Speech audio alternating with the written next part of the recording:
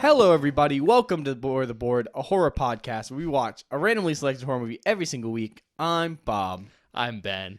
Hello, Benjamin. Hello. How are you today? Tired. Okay. We're recording this during a time change. So true. It's not daylight savings. It is daylight time, savings. right? Okay. Whatever. We lost an hour, Yeah. and we also work nights Mm-hmm. still. And part of my issue with that is I have a night schedule, Yeah. and so I stayed up till like 4:30. Mm-hmm. And then it skipped forward an hour? And then it You skipped lost forward an hour. So I've only slept for like an hour. Yeah, me too. I did the exact same thing. I forgot I was going to get boomed by the hour forward jump and said, oh my God, I got to get in bed. Because last night, I talked to you about this on the car ride here. My girlfriend and I went and saw a movie called Last Breath, Yeah. which is kind of a horror movie, but not really. It's terrifying in a certain way. I was going to say, any people who are here for just horror movies have no clue what you're talking about. It's only scary to you because you don't like oceans. So that's what I was going to say is if you're afraid of the ocean, I do not recommend this movie. It is a pretty horrifying experience, but it is a very good movie if you're interested in like a kind of suspenseful underwater kind of drama movie is the way I describe it. But it's very, very good. It's got Woody Harrelson in it. And you said it was Good based performance. somewhat on a real story? So there was a documentary that came out right after the story. Basically, the premise is, not to give spoilers away, but there are deep sea underground cables like all over the ocean, and there are people that have to work on them. And it's a story about one of the crews going down and bad things happening. It's based on a true story. There's even a documentary. They show footage from the documentary in the movie, which is really cool. To like give you some real life context for it. But like, very solid movie, really cool. Liked it a lot. Made my girlfriend cry, which was, gives you A bonus?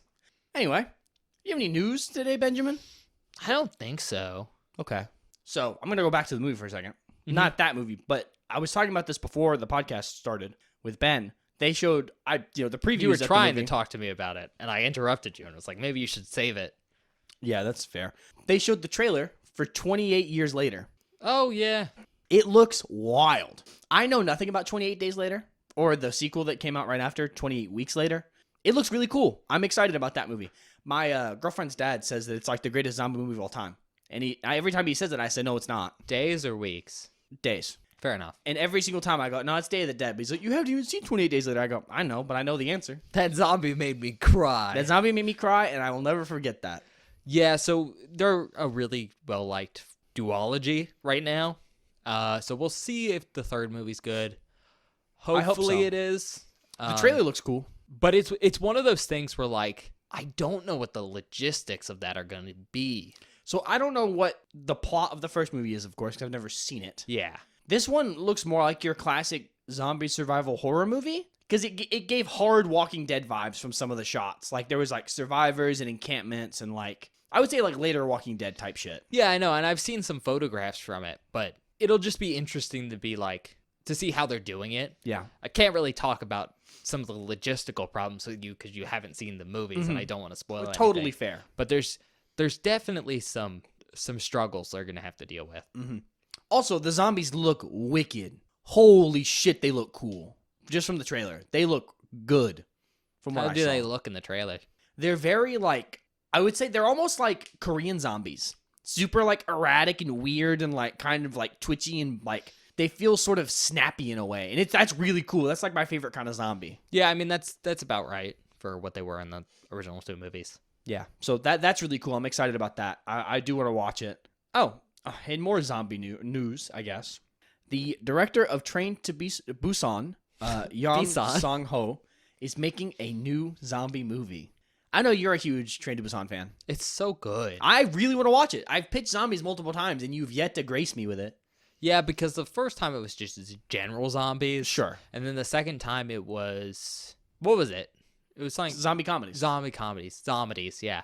And then you haven't done zombies again. Yeah, I haven't. I think if we do Korean films, it'll come up. But isn't K-horror in the random?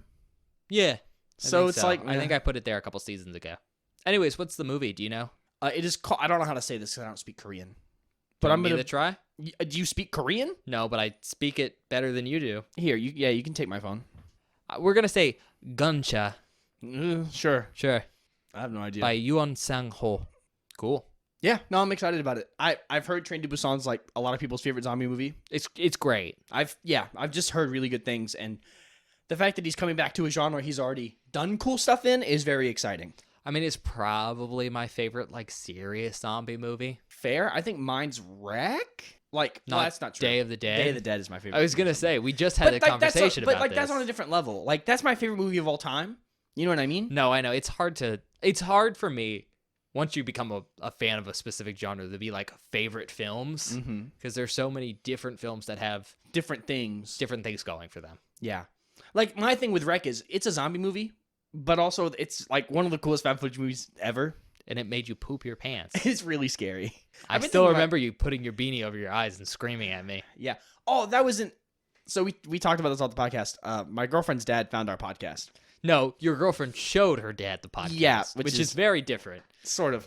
Bob felt betrayed. A little, maybe a little bit. Because there's something about people that I actually know talking to me about my podcast that scares me more than like a random person on the internet. I get it. But they listened to the Wreck episode because they thought the episode title was funny. I can't believe you let them listen to older stuff. I didn't let them do anything. They came to me and told me they did it. I can't believe your girlfriend thought that was a good idea because I'm sure you've told her. Hey, I have. I vehemently told her. Don't listen to the older stuff. Yeah, but like the old stuff's kind of bad. We're on Hinge, but like... They said we're on Hinge, like the dating app. Oh, I hope you're not. No, I'm not. Are you? You could be, I guess. I could be, but no. What your girlfriend's dad think? Of what? Our podcast? Yeah. He liked it. Okay. He said, you know, I was really surprised by how good it sounded. He said, I was kind of expecting you to sound like shit. Oh, that's honestly the same comment we get from anyone who starts. Because no one expects two dudes in a thing to have spent $1,000+ on audio equipment. Yeah. And that was our OG mixer too. No, this one is so expensive. No, we switched mixers. No, I know, but the first one was cheap. Yeah, the first one was cheap, and then we had to switch. And I listened to the first episode and said, that sounds like crap. I don't think that's why we switched. I think it isn't why we switched, but it did help. Yes. Anyway, this is cool. Because I haven't seen this movie, but it is a franchise of movies that I'm going to say I like. And if you hold this over my head for any amount of time, I'm going to kill you.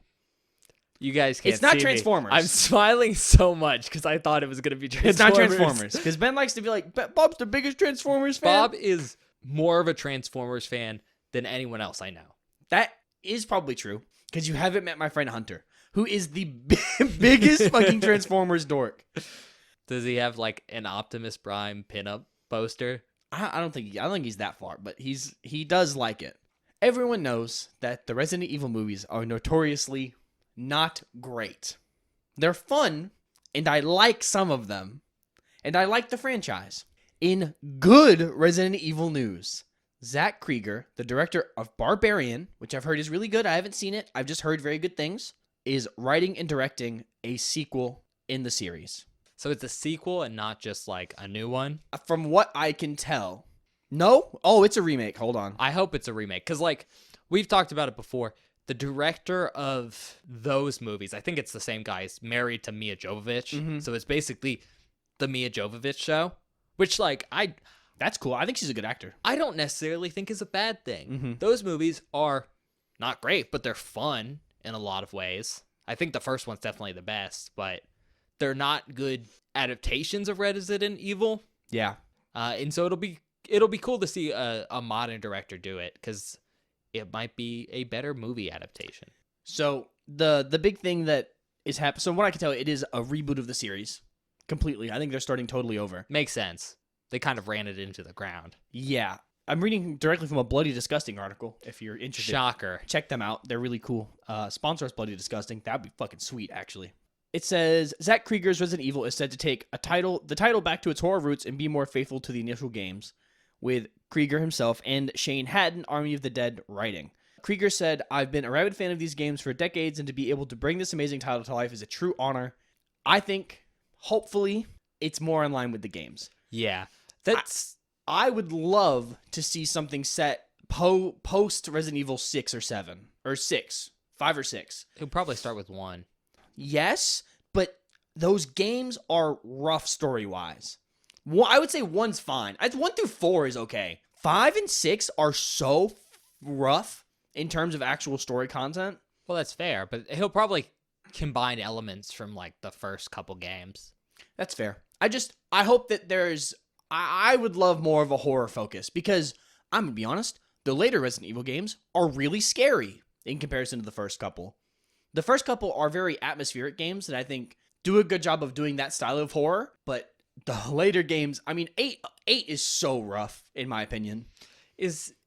Which one's the one with the really tall vampire? 8, yeah, and her legion of daughters who are actually just made of bugs, really fucking gross.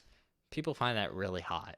Just all of that. I'm just being honest. Gonna bring us back around to something we mentioned on the Valentine's Day episode: monster fuckers. They're a big thing nowadays. Yep, they are.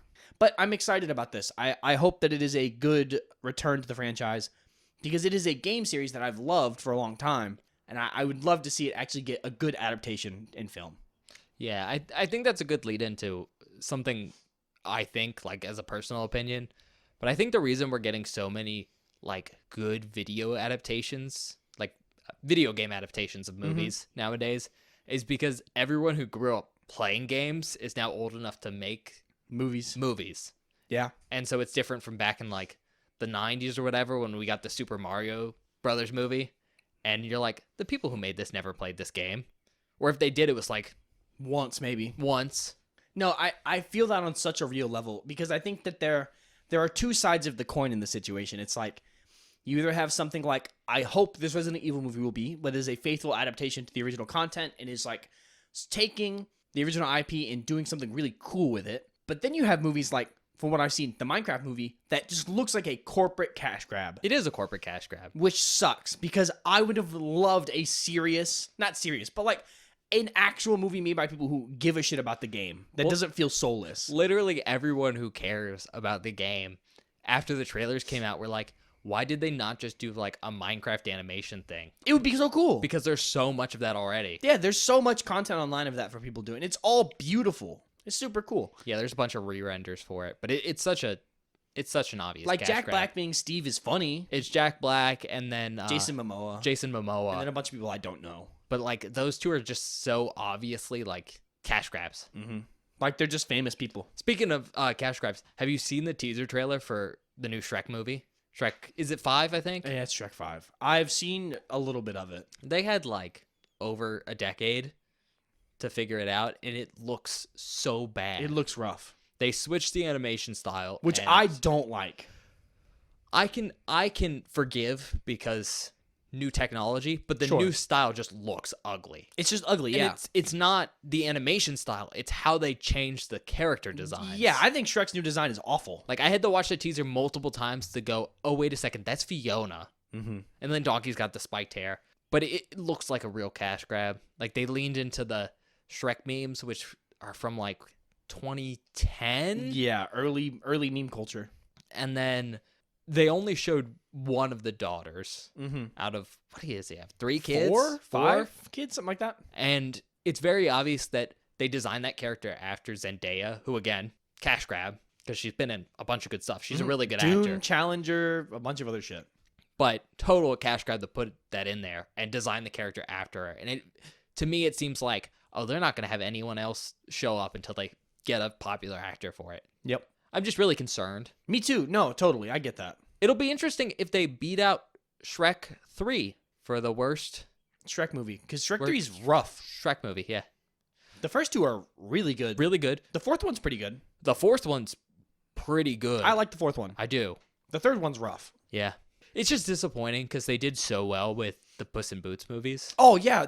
I heard the Puss in Boots movie was, like, incredible. And they're kind of in that new animation style. Mm-hmm. 100%. But the character redesign still looks stupid. Also, Yeah. speaking about monster fuckers, everyone wants to fuck one of the characters from the most recent Puss in Boots movies. Which one? I guess it's not a monster fucker. It's more of a Furry? a furry thing. Mm. I don't want to tell you because it spoils like what happens in that movie. But that's old news because like that That's movie been out came for a out a while. while. Yeah. Yeah. I'm done with news whenever you are. Okay, that's good. We've been rambling for a while. A while now, yeah. So, podcast part of the podcast? Yeah, you know, because this part doesn't count. What do you That's mean? the It doesn't established rule. count? Because we always call this next part the podcast part of the podcast. Well, yeah, because this is what the audience is here for. They don't give a shit about the first half. This is just us getting to talk to each other. it's us padding runtime. I wouldn't say padding. I'm being informative. Yeah, reading from Bloody Disgusting. And you're providing opinions. At least I'm doing something. Okay. Original. Oh my God. All right, Benjamin. We've discussed this on and off the podcast, but we're doing clowns today. Yeah. You sound sad. I don't know, man. Is it because you're not excited for the spot, or because you just aren't excited for clowns? I'm scared of clowns, Ben. That's why. I've made it most of the way through this season, and I think I've done pretty okay so far. Yeah. But this last clown spot is the only one that is really scaring the shit out of me. Why is it scaring you so much? Because it's the last possible actually horrifying film on the podcast. Because we for the started with a very scary clown film for you. True, we did. Hell House LLC did scare me a lot. Not really a clown film, but you know what I mean. Yeah. But this is more of like, this is the season's last chance to get me before we go to an auto movie that's probably just going to be like an action movie that's fun. Fair enough, I guess. And that's why I'm scared. It's the anticipation, Benjamin. So, Ben, what are we watching today? I think you mean the anticipation. You didn't hold it long enough. But yeah. Today, we're watching a movie from 1990. Oh, So another kind of 90s an old movie. one called It. No, we're not. No, hold on. 1990? Yeah. I thought the miniseries came out in the 80s. Nope. It came out in the 90s, specifically 1990. So isn't this a miniseries? Yeah. So first of all, are you surprised that we're doing It? Yeah, extremely so. I don't know if we've talked about this on the podcast, but Bob asked me really early on if we were watching It. But you asked specifically if we were watching It, The new ones. the new ones. And I was like, no, Bob, there's no way we're watching the new ones. And you just assumed we weren't watching the whole anything. Well, because isn't this like really long? No, surprisingly enough, it's not actually that long. Okay. So this is only an hour and 36 minutes. Oh, that's normal movie. Yeah, and it's a miniseries, so basically it's just two really long TV show episodes, which nowadays are just normal TV show episodes on like so true. Amazon or Netflix. I think they're like An roughly hour. 45 minutes because commercials. So you can get it as a movie, and it's just both parts combined. Oh, I didn't know that. That's really cool. So, you excited? Have you ever seen it before? No, I am really excited. Actually, man, that makes that thing you did a minute ago so much better. I don't want to say it because you're gonna talk about You it. can say it right now. Nah, It's probably the most famous part about this. let's keep going. All right. Description: he's just a sweet little clown from Derry, Maine. Yeah, Just a he's sweet definitely little sweet. clown. We already did the length, hour and 36 minutes. It's rated TV 14. That's interesting. Well, not really. I mean, it was made for TV in the 90s. No, I just that's a rating we don't see a lot. Yeah, but it's basically PG-13. Yeah, I mean, you get an extra year. I think that does tell you probably what the difference is going to be between the newer It movies. Mm-hmm. So you'll have stuff to compare because you have seen those, right? Mm-hmm. Yeah. Review scores: IMDb gave it a 6.8 out of 10, Tomato Meter score of 67%, an audience score of 64%, a meta score of 79%, and a user score of 7.5. That is very, very consistent. Yeah, it's always good to see when it's consistent across the board I'm interested now. because it feels more accurate. Mm-hmm. For awards, it has 4 wins and 2 nominations. More than I thought. One of those awards was for a Primetime Emmy. Whoa. It was very specifically for Best Edited Episode from a Television Miniseries. That's sweet. So very specific award, but But it's cool. it's a Primetime Emmy. That's Mhm. It's a pretty big deal. good. All right, so notable actors. We have Harry Anderson as Richie Tozier. He was Judge Harry T. Stone from Night Court. He was on 193 episodes from 1984 to 1992, Holy fuck. which is a lot. That is a lot of episodes. Seth Green. Oh. Did you not know Seth Green I was did in this? not know Seth Green was in this. Yeah, I think that's something modern audiences don't really know. But yeah, it's young kid Seth Green, That's awesome. which is really funny because I love Seth Green. He's funny. He's really funny. I think he's not in enough stuff. But I just have so many fun memories from my childhood of Seth Green because big ones here. Austin Powers. Mm-hmm. He's God, what's his name? It's his son. I know it's the son, Scott Evil. Yeah. And then he's also Hot Velma's boyfriend and Monsters Unleashed. Yep. I say Hot Velma because in the live action Scooby-Doo movies, the original ones, Velma's heavily sexualized. She's also really hot.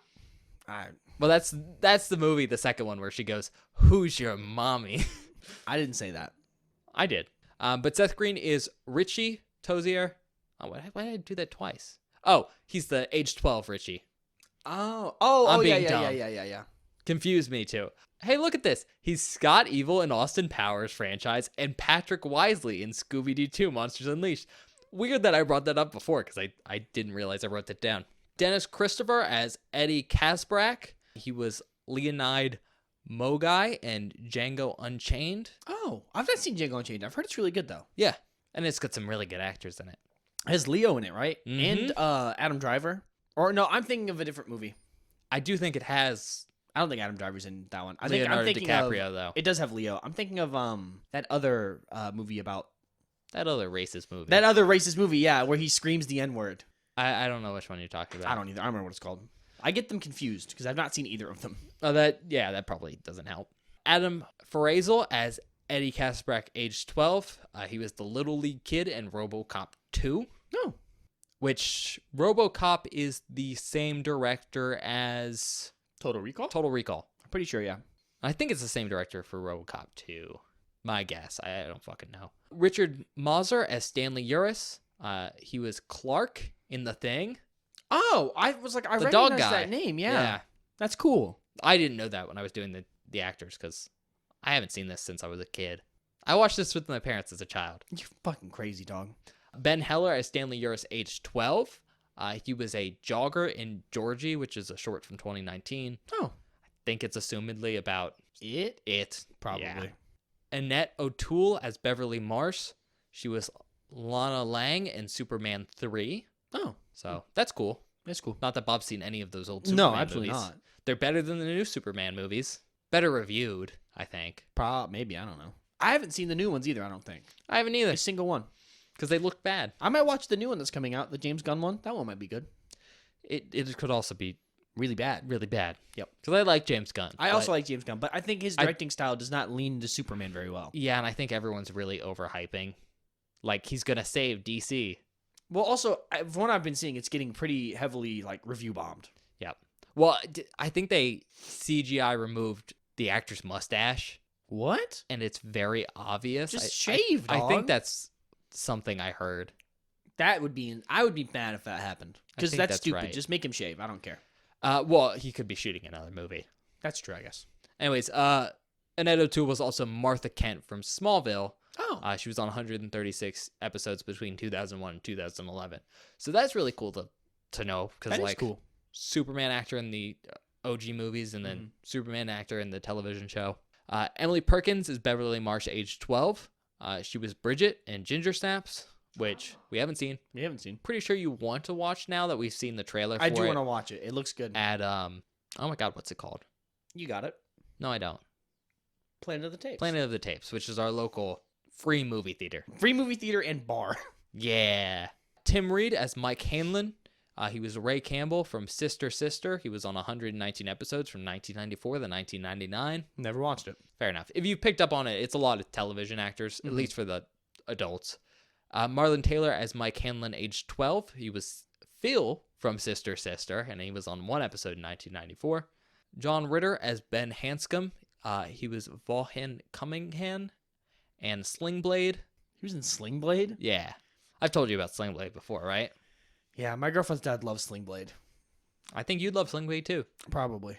Brandon Crane as Ben Hanscom, age 12. He actually has a cameo in It Chapter 2 Oh! as I think he's credited as Big Guy. But very specifically, for anyone who's seen It Chapter 2, when we get reintroduced to adult Ben, Mm-hmm. they originally do a fake out where we like zoom in to this heavier set man talking. Yeah. That's the guy. Oh, okay. That's cool. That's the original actor for young Ben, just grown up, which I think is such a great That's really little cool. tidbit. Well, especially like for people who are into the original miniseries, you know, it's like a good callback for them. And it's It's such nice. a great joke because it's like the actor's actually Mm-hmm. that age now. Richard Thomas as Bill Denbrough. He was Shad in Battle Beyond the Stars from 1980. Jonathan Brandis as Bill Denbrough, age 12. He was Bastion in The Never Ending Story 2, the next chapter. The original movie, I know, scared a lot of children. Yeah, it probably would have scared me if I saw it as a child. What is it? The Depression Swamp or whatever? Just all quicksand. Olivia Hussey as Audrey Denborough.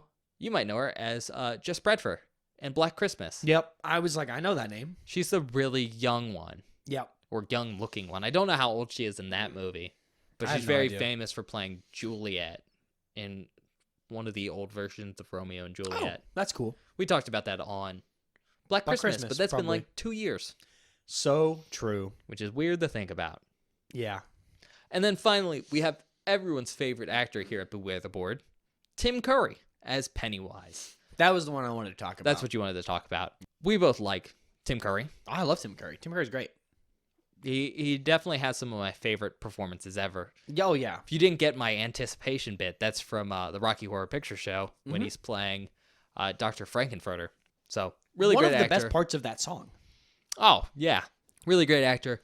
And if you're unfamiliar with the miniseries or if you've never seen it, kind of the thing to note is Tim Curry's portrayal of Pennywise in this is iconic, Mm-hmm. like absolutely iconic, to the point where I think it was the actor for the new one, Bill I forget his Skarsgård? name, Bill Skarsgård, was like, I can't do what he did better, so I'm gonna do my own thing. And I think that was such a respectable thing to do because Tim Curry really, really sells it. And I think he's the more book accurate and creepy version of Pennywise the Clown. Oh, that's very He's reassuring. Yeah, he's my favorite version of Pennywise the Clown, which I know I only have like 2, Yeah. but Tim Curry does it so well because it's so much more inviting than Bill Skarsgård's performance in a way that the clown is supposed to be. Like, you have read the It book, have you? No. I The need to way read it. they describe Pennywise, it's in the first, I think, chapter where, spoilers here for a book that's super old, Georgie dies. Georgie describes him, and he's described as like a combination of very popular clowns at the time Mm. that were like on TV and stuff. So he was very much oh, children are really going to like this and not be scared of it because, it was before It. So clowns weren't as scary. So anyways, really excited for you to see Tim Curry in this. It's one of his most famous performances. It might freak you out a lot. I'm really scared, actually. It's probably the scariest single clown we're going to cover this season. That's totally fair. But if you're looking for other roles that Tim Curry has done, he was Herkimer, Homolka, and Congo, which I've never seen. I haven't even heard of that. Oh, it's, I think, oh my God, I think it's the Jurassic Park guy who wrote the book. Oh, okay. Yeah, it's a Michael Crichton book, and then it was adapted into a movie. I don't know if you've read any of his stuff. Mm-mm. Highly recommend him. He does like light sci-fi, Mhm. so usually it's kind of like Jules Verne in the sense that he researches a topic and he writes the book very ingrained in the science of the time, but it's futurism. Mm-hmm. So they're always really cool. Like Jurassic Park at the time was DNA stuff, which was super new. But I highly recommend him. He's great. Go read Jurassic Park. It's completely different than the movie. So it's surprising what happens. Good to know. But Tim Curry's that character in Congo. And then he's also Dr. Frankenfurter in the Rocky Horror Picture Show. And Wadsworth in Clue.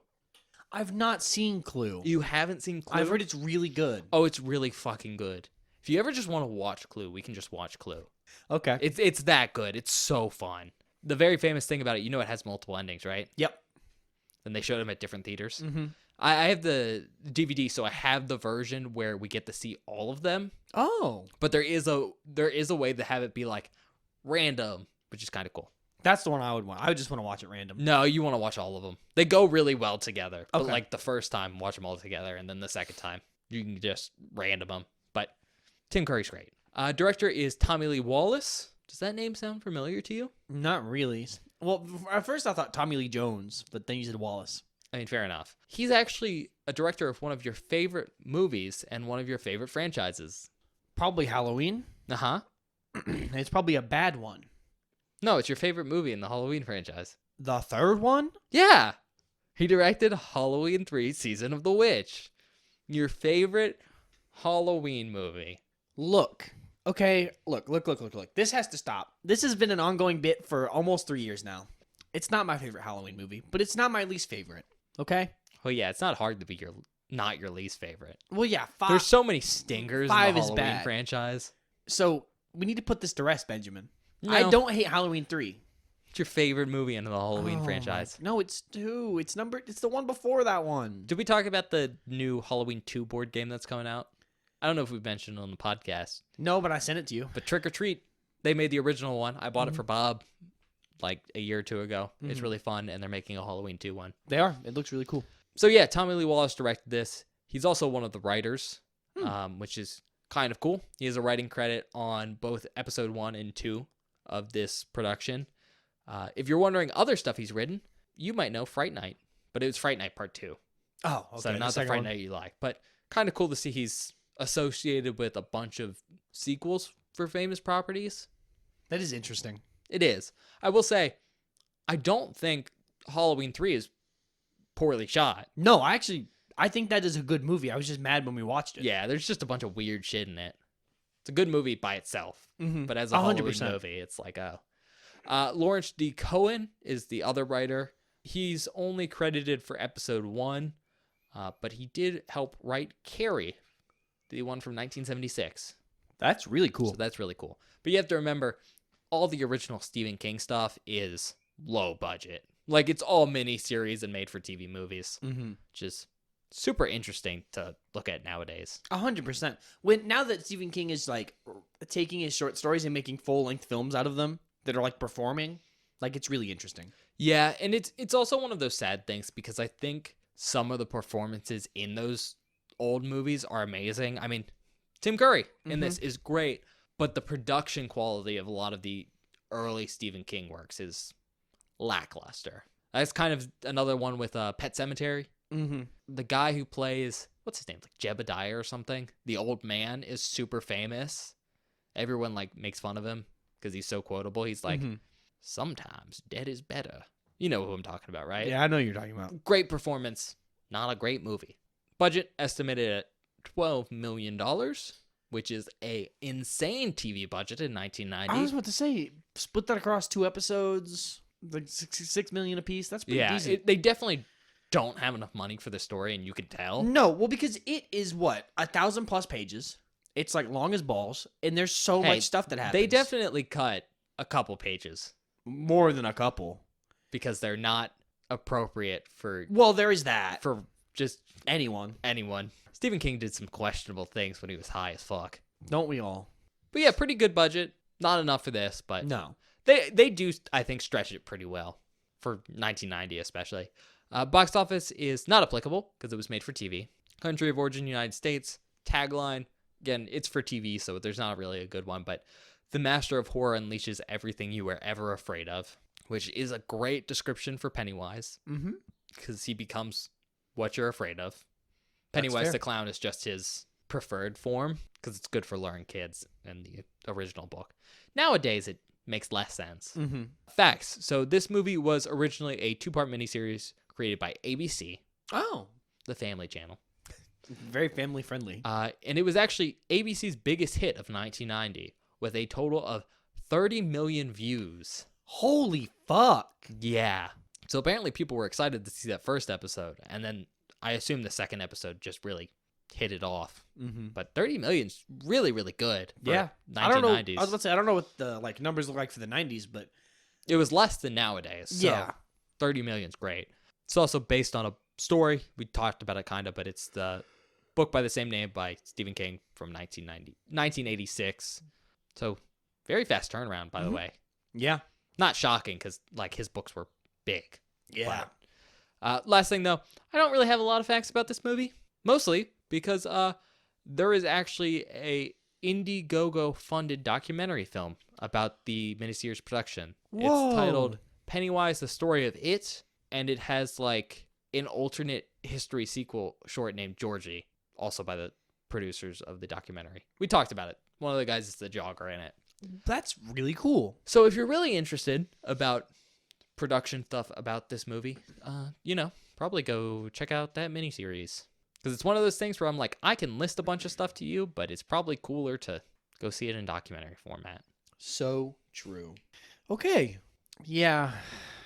I'm really scared, Ben. That's okay. You'll get through it. Yeah. You won't need a bucket this time like Kronos. So true. Well, I didn't think I needed a bucket last time. I got it for you. Yeah, We came close. we came close. I guess we'll see you guys in a minute.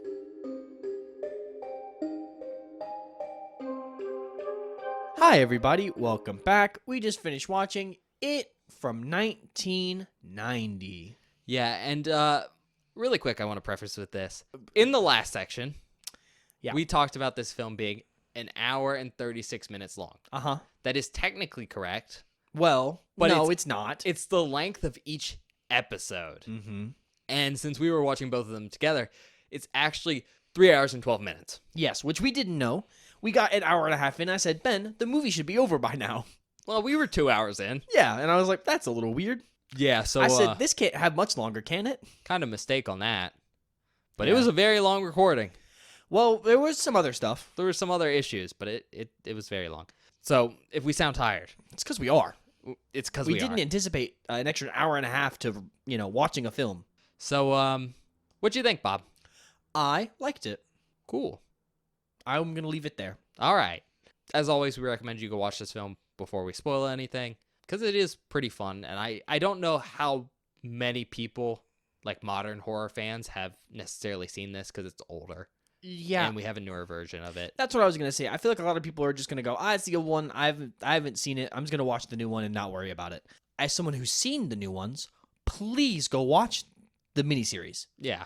It's definitely worth it. 100%. But, I'll give you a brief rundown and then we'll get into actual spoilers. And I do want to mention on this episode, sometimes we do a spoiler section when we're talking about the ends of films. I think we're going to have to talk about the end of the film here Mm-hmm. because Stephen King is very famous for his Bad endings. bad endings. Bad endings. So we will have to talk about that. We're not going to do a spoiler section in this episode, but it'll Yeah. be the last thing we talk about. So if you don't necessarily want to hear that, We will give you a warning before we do it. but we will so- give you a warning. With that being said, what this film's about is it's about these 7 friends who they were friends in 1960, Mhm. 62 probably. So Assumedly. they're like 12, and they're all brought together by a trauma bond involving an evil clown who's sometimes other things, Mm-hmm. and they promise to come back if the clown ever comes back, which is 30 years later. And the Yep. film just kind of jumps between those different times. So that sounds interesting. Check it out. I know that wasn't like a great description, but it's kind of hard to... Because this movie is very much, it's weird because it's Stephen King, so it's hard to describe. All right, let's get into the podcast. So spoilers ahead. Right off the bat, anything you want to talk about? Yeah, so we mentioned it during the movie. I don't know how much we mentioned it Beforehand? beforehand, but I've seen the new ones. Yes. I have not seen the original. It's been a while, though. Yeah, I watched them when they came to theaters. I haven't seen them since then. And I think I've only seen the first part since I saw them in theaters. So it's been a while for me, too. Yeah, and you've read the book. I need to say, I'm not lying when I say that. no, you're not. I listened to the audiobook version of this book. It's read by We looked it up Steve earlier. Owens or something. I don't remember, dude. It's a really good audiobook. But I listened to it, this makes me feel so old, like a decade ago. Yeah. And so I don't have a good memory when it comes to like listening to stuff like that, because usually you're doing something else. So I don't remember very much. Fair enough. I have vague ideas, but So the big thing I want to start with on this is this movie takes place in the 60s. for the most part, The new movie takes place in the 80s, which means that the modern day portion of the new movie takes place in, I would say it's when the film was coming out. yeah, so it's so like it's like 2016, 2017. yeah, something like that. And that means that the forward portion of this takes place in the 90s. They do a fantastic job in this movie of cutting between those two, the 60s and the 90s, and sort of, they do a very good job of distinguishing that, other than, the kid actors, but like all the costuming is really good, all of the period stuff is really good. I think they did a great job of taking something that I wouldn't say is a period piece, because I mean it is, but it's like that's not really the focus. It's more of the horror aspect, and they just did a really good job of making the 50s stuff feel 50s and making the 90s stuff feel 90s. And I really think that that's something that the like the other one struggled with. Yeah, and I think that really comes down to the fact that the difference between the 1950s, which is basically what it's like, because it's the early 1960s in a small town, but like the difference between the 1950s and 1990s is very, very different. Mm-hmm. But the difference between like nowadays and late 80s, early 90s is not so big. Mm-hmm. So yeah, the difference just feels much more impactful Yeah. and just like a real divide in time. But like you said, all the costumes are really great. The sets are really good. Everything looks like convincingly 1950s. Mm-hmm. And it's really cool. It really makes me want to have seen that Yeah, in me the too. new It movie. But Yeah. everyone's on that new 80s nostalgia train. Yeah, and I don't know if I like it. Like, it's cool, but I think my problem with the new one in that aspect is in the new film, it feels very rose-tinted glasses 80s. You know what I mean? Oh, and this one is not rose-tinted glasses No. 50s. It is hard 1950s. Like, this is what it was like. Shit sucked.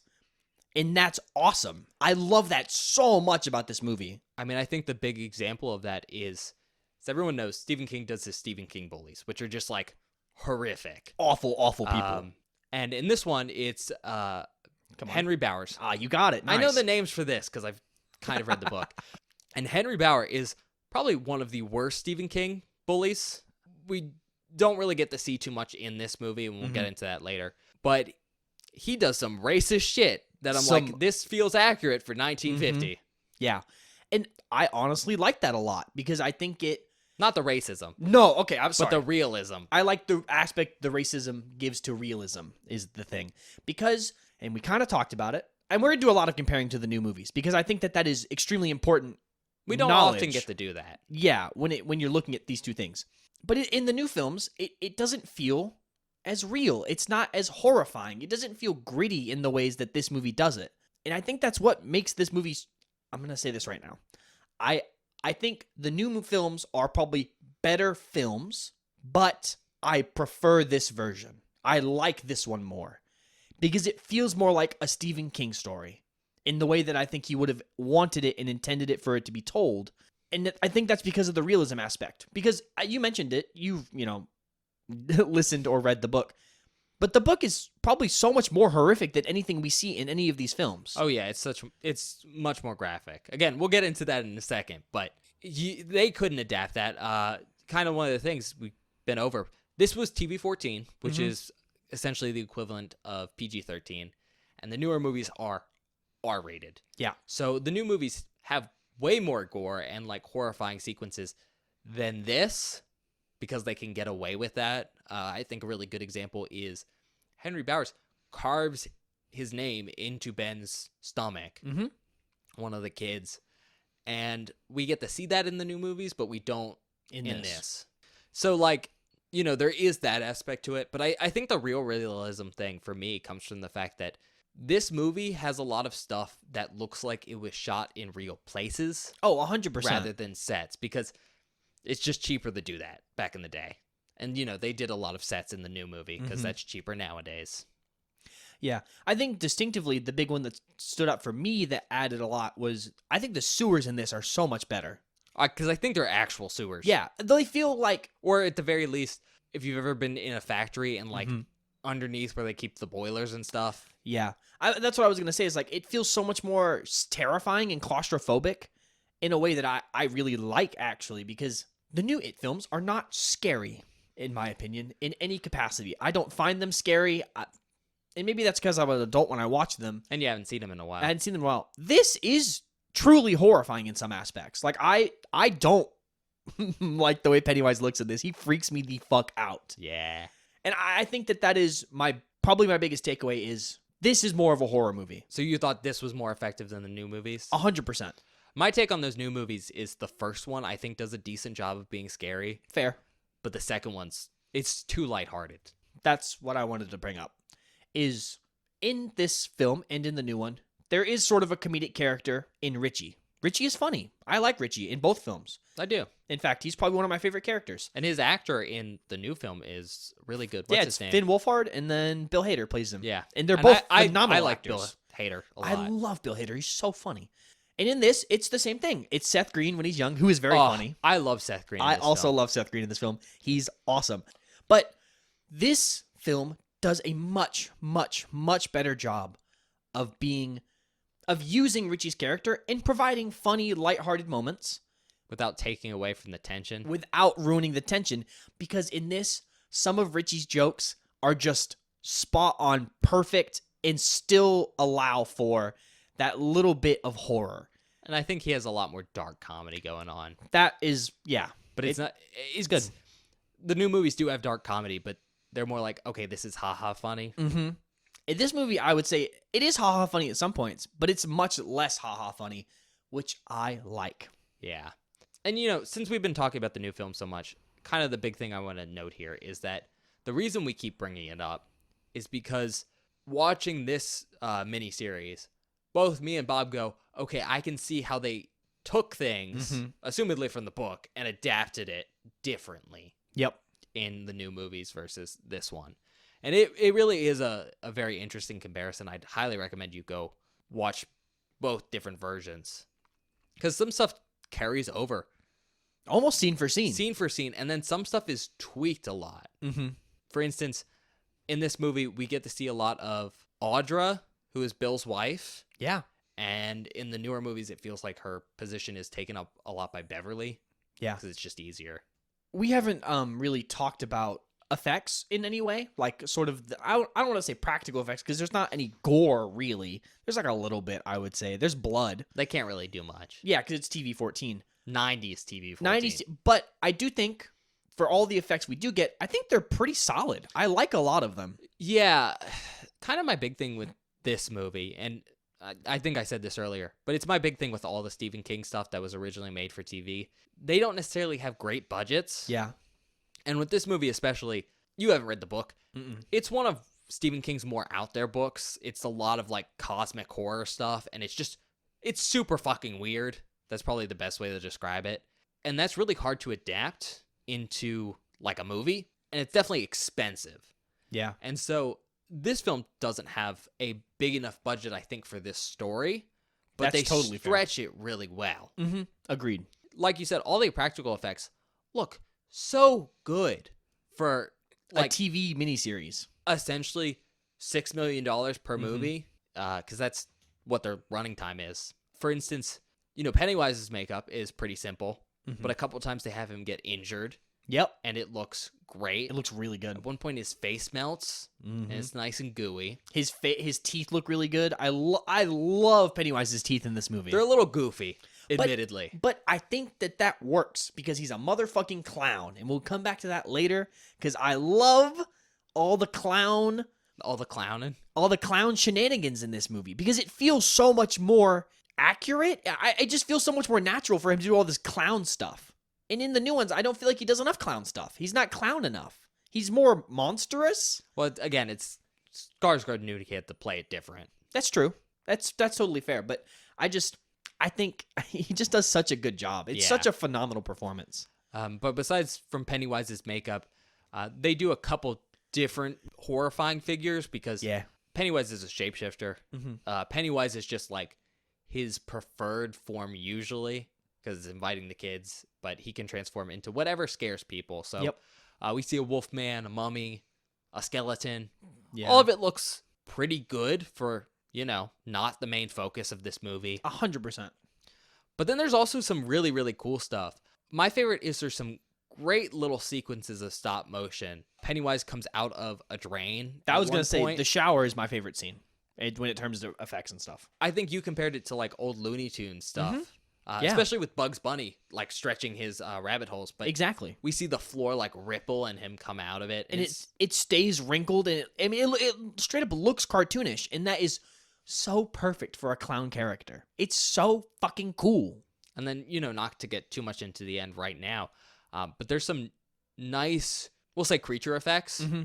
Yeah, agreed. I guess animatronic suitmation, whatever you want to call it. Mm-hmm. That looks pretty okay for the budget. But, you know, it's one of those things where the budget's really my big sticking point with this movie. And it's one of the things where I go, the only reason I could potentially like the newer films better is simply because they had a bigger budget and were able to really do some things that this film couldn't. Mm-hmm. Well, also when you look at things like technology difference, I mean, those films were made, 20 years later, 25 years later, in fact. And so it's like there is a lot of the stuff they did was probably a lot cheaper, so they could do more. Yeah, it's not a fair comparison, but I do want to point that out Mm-hmm. because the newer films are just more capable of doing stuff. One of the other gripes for me with this film is, it's made for TV stuff. Some of the actors weren't very well known Mm-hmm. or were at the beginning of their careers. So not all the acting in this is the best. Some of it is a little painful sometimes. I think all the adult actors do very well Agreed. I think once we get to just pure adult stuff, it is phenomenal. because all the adults are the big actors in this. And a lot of them are, I don't want to say they were from soaps, but they're from stuff that is usually pretty emotional. So they're really good at selling how traumatic the experience is. But the kids are the real sticking point of like, ooh, the way you're reading these lines sometimes is a little It feels a little like I'm reading from a script and not that I'm acting. not great. I think, honestly, performance-wise, Seth Green was my favorite He's so funny. because it's so natural as like Yeah. over-the-top bullshit. Agreed. But, I think all of them had pretty good performances. Yeah. I will say, while the performances in the children's sections were spotty at times, I think what they did do in that portion was did a phenomenal job of making the characters feel like friends, which I think is something that the newer movies struggle with. Yeah, you said that, and again, I haven't seen that movie in a while, so I don't think I can make a good comparison. I just don't remember ever feeling, watching the new films, like they were actually friends. It felt like they were together for the plot. Like trauma bonded, and yes, that's it. which is fine. It works, and I think those movies are okay. But in this, they feel so much more like just kids being friends. And when they start to put together that they're experiencing the same things, it feels more natural. It feels like the world is progressing, less like a story is happening. Yeah, and I think that's where the limitations of this being on TV, Mm-hmm. but also having a cheaper budget, really shine, is because they couldn't show a lot of stuff happening Mhm. because Stuff's either expensive. violence or just stuff's expensive. So they really pad the runtime with emotional stuff and Mhm. like talking. And it's really great It's good. because it gets you so invested in the characters. Well, there's no spectacle, so it's not a very exciting thing to watch. It really does sell how they're feeling, especially as adults or when they're kids. We just get to see them playing for different scenes, and it is like a good thing to see, to be like, okay, these are actual kids who are friends. Yeah. Like at one point, they built a dam. That's it. That's it. They built it. I really like the way the children's scenes make the adult scenes hit so much harder, because it's like, oh, these are actual like lifelong friends. Like it just feels so. Once again, we're Not gonna bring it lifelong back. friends. Well, you know Yeah. what I mean. They're childhood friends. That's better. It brings me back to the realism thing, and that is my big thing about this is like Pennywise is a supernatural clown bastard. Okay, But I'll this give is you about that. the people. This is about the people. And yeah, you're right. They're peak childhood friends because they start seeing each other and they're talking about all these different stories they had. I think chapter 2 kind of skips over that. They do it at the Chinese place, Mm-hmm. but this film heavily leans on it throughout the back half. So probably the second episode. Yeah, and it's really good. They had to lean on characterization. Yeah. And so they do really well with it. With that being said, you mentioned how you thought the kids stuff in this really emphasizes the adult stuff really well. Mhm. And I think part of that is the format difference. I really wanted to talk about that because I think it does so much for this movie. So, again, referencing it a lot in this episode. So I'm sorry we haven't seen it on We this should watch it. podcast. We probably should. But chapter 1 is the kids section. Yep. And then chapter 2 is them as adults. There's a little bit of padding for time where they just Do some flashback shit. do some flashback shit, but it's essentially separated chronologically. This film, however, is more like the book, where we get to see the adults, because it's all set in the quote-unquote present day, Mm-hmm. but the adults then have flashbacks as they remember stuff to the kid moments. So all the kid moments are purposely designed to emphasize the adult moments, and they're scattered throughout the movie piecemeal to like kind of lure you into everything. And I think it's very effective. It's so much better. So this is something I wanted to say. I think this version of it is a much more cohesive story in one movie. It's a chronological nightmare. It's a chronological nightmare, but it is a cohesive story and works for the overall thing. The other two films are much better individual stories. The first one's happen really good to go lead into each other. Yeah. Is the way I would put it. And I think it's one of those things where different mediums, so this is made for TV. Sure. So, they could really kind of treat it as one thing. Mm-hmm. But the movies came out years apart. Yeah, like 2 or 3 years. So I don't think they could have structured it in the same way this one's structured. They couldn't have. Except for how we introduce ourselves to each character. That's true. So basically, Mike calls the rest of the gang, so the other 6, because Mike's the only one who stayed in Derry. And we basically have Mike go, "Hey, do you remember me?" He's back. And then we get a long section focusing on each of the kids he calls. And, I think they could have done that for the first movie. Mm-hmm. But then they would have had to have their casting for the second movie already figured out. There would be some issues. It would be a logistical nightmare to shoot it like that. But I do think that's just such a cool format. It is, we get to see how they started and what they became. Exactly. And it also gives us a little taste of what we're eventually going to have. So then there's anticipation building to that moment of like, we're finally where we were at the beginning of the first movie, at the beginning of the second movie. So it's like, there's just so much buildup and potential there. And this miniseries capitalized on that so well with the way it was shot and the way it was formatted, because we were in 2 hours in and we had just met the last character. Oh, yeah. Like, that's how much time we spend with each individual person, learning about them and getting to know them. And this movie, what it does really well is it emphasizes the group dynamic and does this in a couple of ways. There are some interesting inter-character relationships that we could talk about and go through. Like, there's like a whole love triangle thing going on and blah, blah, blah, blah. None of that is important. They kind of gloss over it in this movie, honestly. They do, which I'm okay with, honestly. I don't like how much the new film focuses on that as much, because it makes it feel too individual character specific. When this film, in my opinion, you could say there is a main character in Bill. Because it's the Stephen King film. Yes. But it's much more about the group. Oh, yeah. Which is and so good. This movie does capture it pretty well. Everyone gets a decent amount of time in the spotlight. Even Mike, who I think is pretty glossed over in the newer movies. Agreed. Gets a good amount of time. Yeah. Not as much as the other kids, but he joined later. So I think it's a decent trade-off. But I prefer the focus on the group and what the clown's effects on them as a party is, rather than the individual. And that's kind of my thing with the new movies is I don't really like there being a main character, because it takes away from what the film should be about. That's fair. Since we're talking about like how this is weird chronology-wise and some of the clown's effects, I think that's a really good jumping off point for some of the weird things this experience does to our main characters. Mm-hmm. So first of all, when you leave Derry, or at least for these characters, they forget about Pennywise and what happened in their childhood. So they basically don't remember each other until Mike calls. He's the only one who remembers because he didn't leave.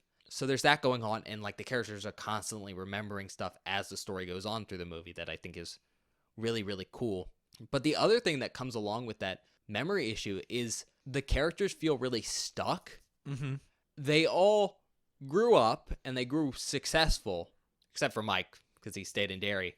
But the characters that left don't feel like they changed a lot from when they were children. Mm-hmm. Mike does feel like he changed. Oh, yeah. He has a whole character moment where he's like, I was really depressed 10 years ago, and I was going to kill myself. And it's really good. Like, it's such an emotional, good moment. And none of the other characters have that. Bev, very famously, has a abusive father. Oh, horrible piece of shit. Horrible, horrible man. And she ends up with a abusive, not a spouse, but like I don't think they're married. Partner. Yeah. And it's very much like she ended up with exactly a person she hated, but she wouldn't have, as we know, 12-year-old Beth. And it's that issue of like she forgot stuff and it messed up her life. there's also some other logistical issues, like they can't have kids. Yep. No one has kids even though they're married. Or I think very specifically, a lot of them struggle with like interpersonal relationships. Mm-hmm. Like a lot of them, Ben is, I think, the one that comes to me most readily. Like very clearly has just been fucking around, literally, Yeah. and not finding any fulfillment. And, you know, that's kind of like an issue there. The other interesting thing I think about Pennywise and like his effects on people, and this is heavily emphasized, especially in the back end of this movie, but the way he affects adults is Mhm. really interesting. It is really interesting. I don't think the newer movies focus on it as much. They have a couple scenes that do emphasize it. But essentially, he has like I don't even know, like a do not notice me effect on The adults. the adults. It's Yeah. kind of this idea of like, if you don't believe in him, He's not real. he's not real. But it extends to everything That in the he- town Yeah. and everything vaguely related to him. And it's just so interesting because Darius like systematically covers stuff up. Mm-hmm. But also, like, when Pennywise is fucking with the main characters, no one else sees it. No one besides them, and it's so good. Or you'll see, like, a little blink of a reaction, Yep. but then they won't acknowledge it. And I think that's really cool. No, I think my favorite emphasis on this is Bev is recalling a scene where Henry Bowers, who is the villain of, not the villain, but like the bully, Horrible bully. horrible bully, Great 1950s stereotype. His hair's Fantastic. peak. the leather jacket, the switchblade, incredible. But he's like terrorizing Bev, and she's like thinking about it. She's like, the old man across the street was looking at me, and he didn't do anything. He looked like he was going to. He looked like he was going to, but then he didn't. And I think that's a great testament to the fact that we know this as the audience, and I don't know how much she knows. I don't think they ever actually find out. Henry Bowers is fully under the influence of the clown.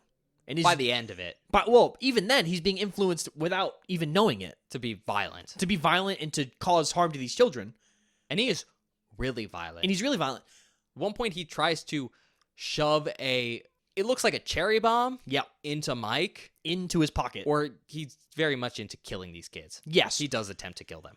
But the only reason that I would assume that the guy would turn away is because that's Pennywise doing that. That's the influence that the clown has, right? Yeah, and I think it's also just this extension of it. Mm-hmm. Like, the effect is ingrained into them, so they get this mindset of ignore bad things that happen here. Yeah. Cover exactly. them up. Which I think is also really one of the greatest parts of like when something bad happens to adults and they're like, we should call the cops. Mike's like, no, who is it? Bill? Somebody's like, no, we shouldn't. They won't do anything. We should leave. That's Richie. Is it Richie? Yeah. I couldn't remember who I said think it. Eddie's like, I have a feeling one of us would die or we'd all just get in trouble. Yeah. Which is also kind of the thing of, the Losers Club, which is what the Seven call themselves. They interact with Pennywise. Spoiler here. They defeat it when they're children, Mm-hmm. but they don't kill it, so it comes back.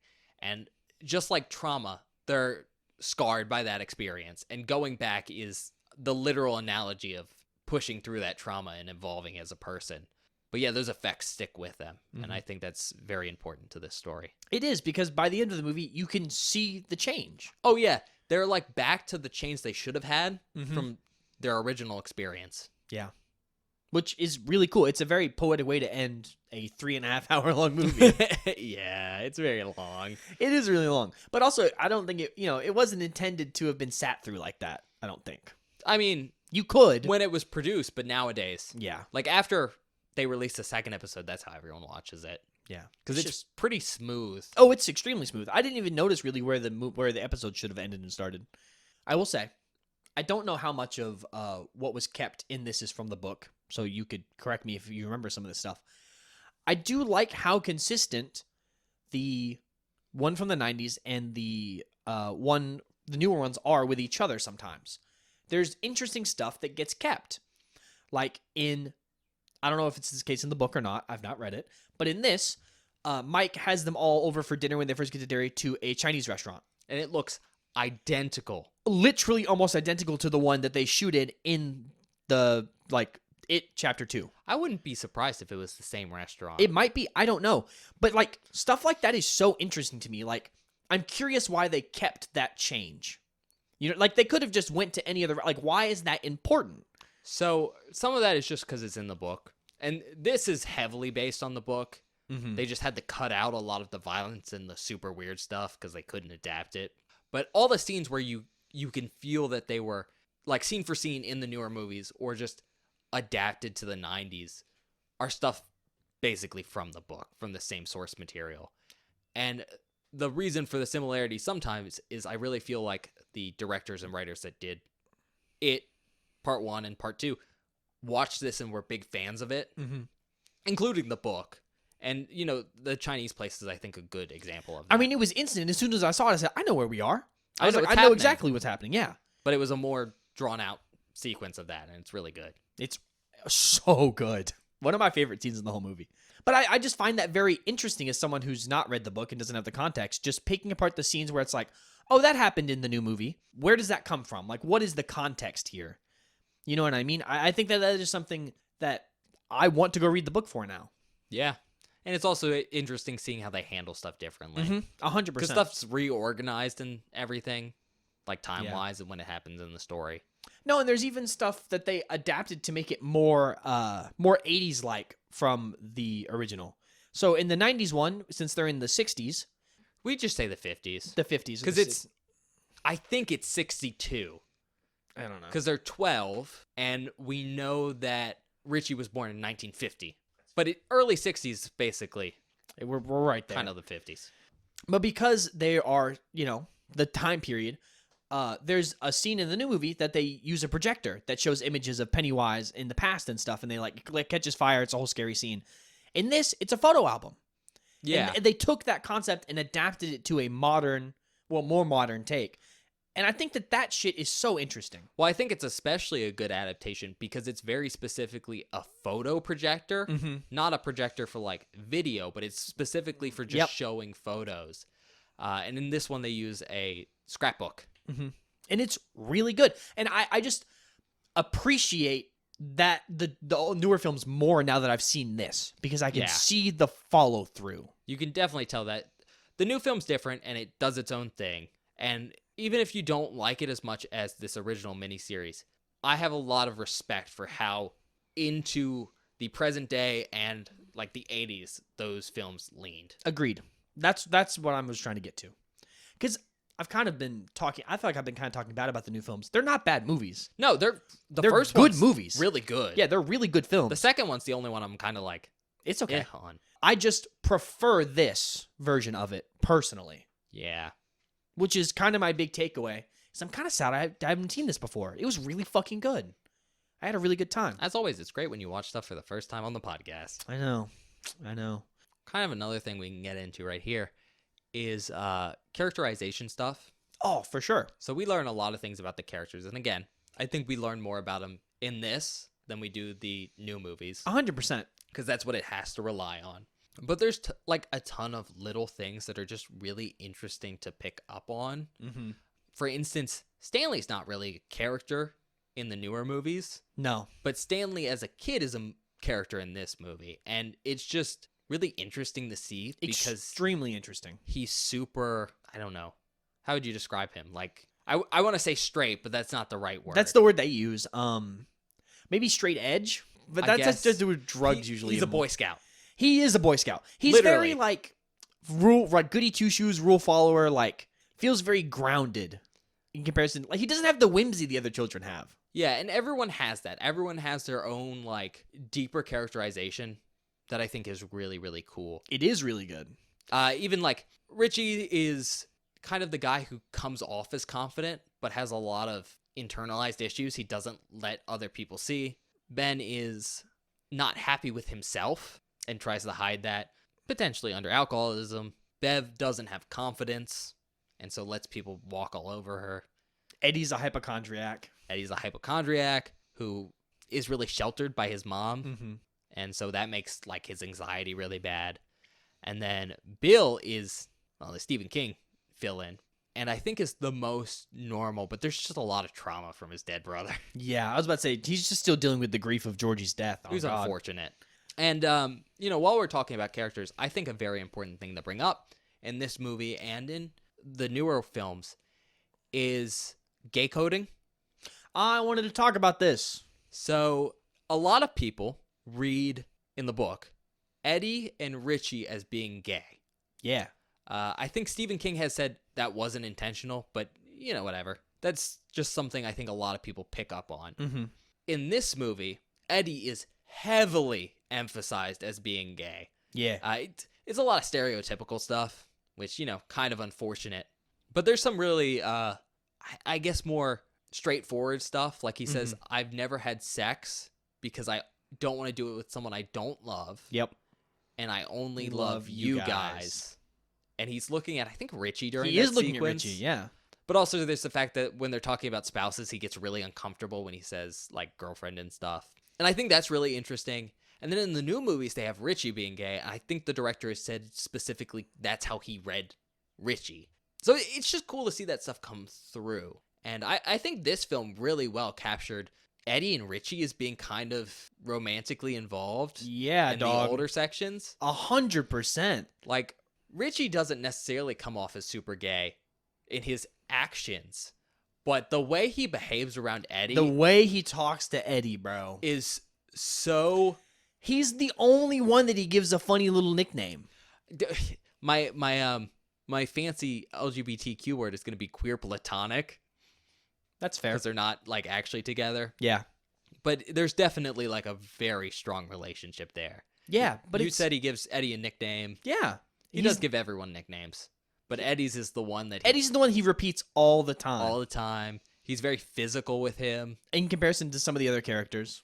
But the big one is they're like constantly back, like bouncing off of each other. So this is something I wanted to bring up during the movie, but I stopped myself. The character framing in this film is fucking awesome because they do such a good job of framing everyone as a group, but then providing all these little intricate moments of framing them into separate groups of people.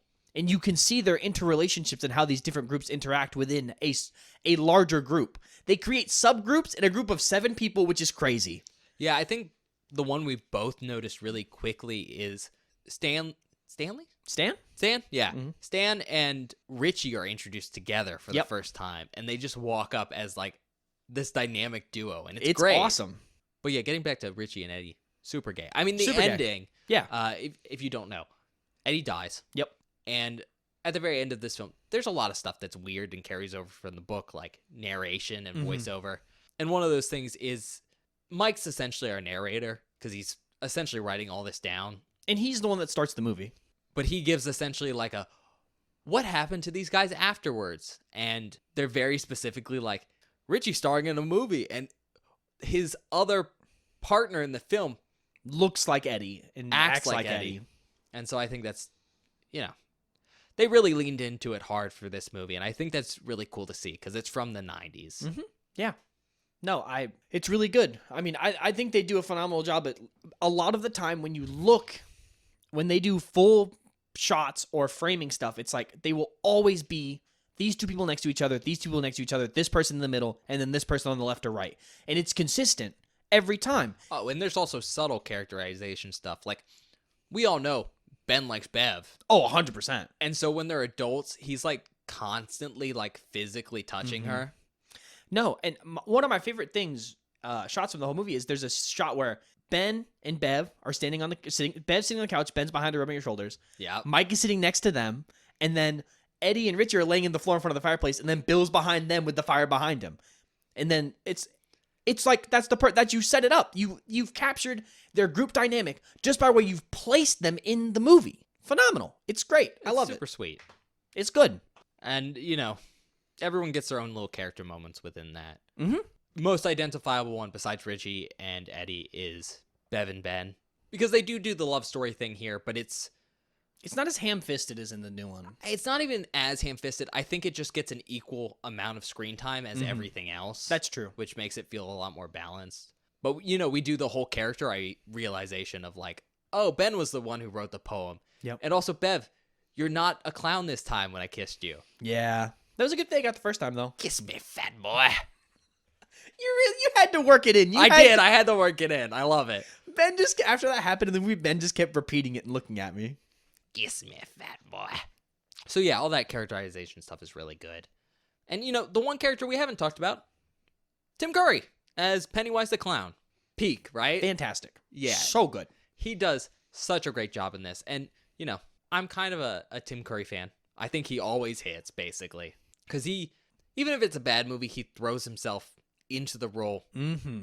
completely, to the point of sometimes being ludicrous.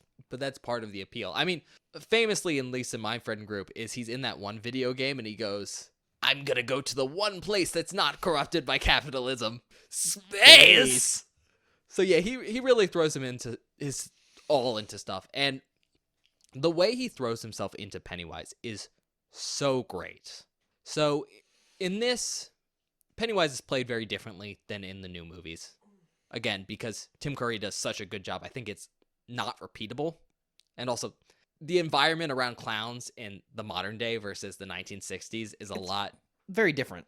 different. Like, people are actually afraid of clowns now. And Yes, I'm actively afraid of them. back in the 60s, it was more of these are entertaining. And randomly, some people have a phobia. But Pennywise in this is so interesting because instead of being like a scary, like, meme-y thing, Pennywise is actually very approachable and friendly. And it's super creepy because Tim Curry doesn't play it as being super threatening. No, not at all. Like, his tone of voice, for the most part, and what he's saying during a lot of scenes to the children is generally nice.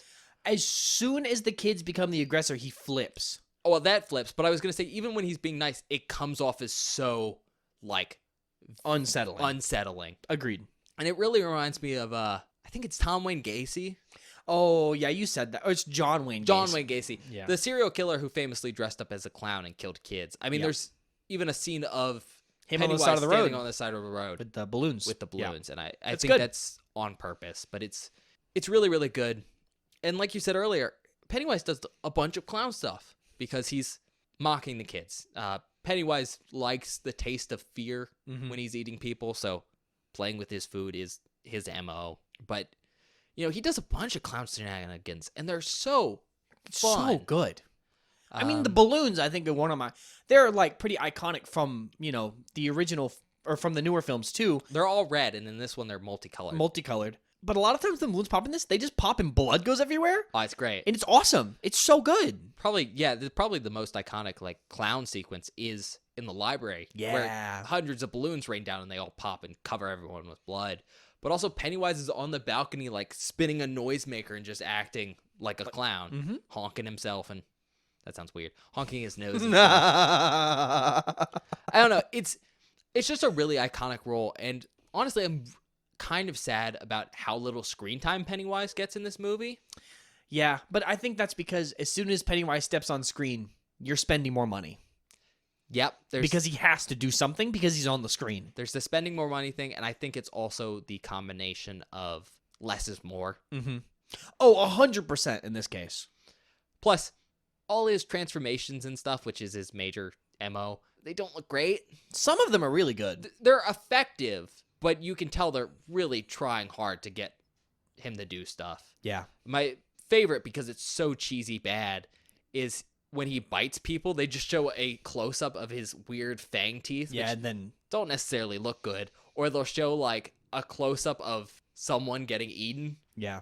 A guard at the insane asylum has that very notably. Well, I was going to mention the dog. I think the dog transformation is so stupid, but also incredibly funny. Just his head transforms into a dog. Yeah.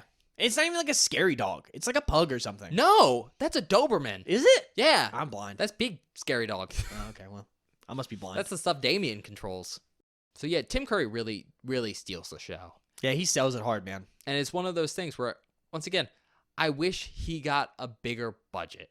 Yeah. I think that's kind of my major takeaway with this film is just there's so many what ifs. Like, I think the perfect way to adapt it as a story is to do a long form like Show. Yeah. More miniseries stuff. So like current modern day show lengths where like each It's episode an hour. is Yeah.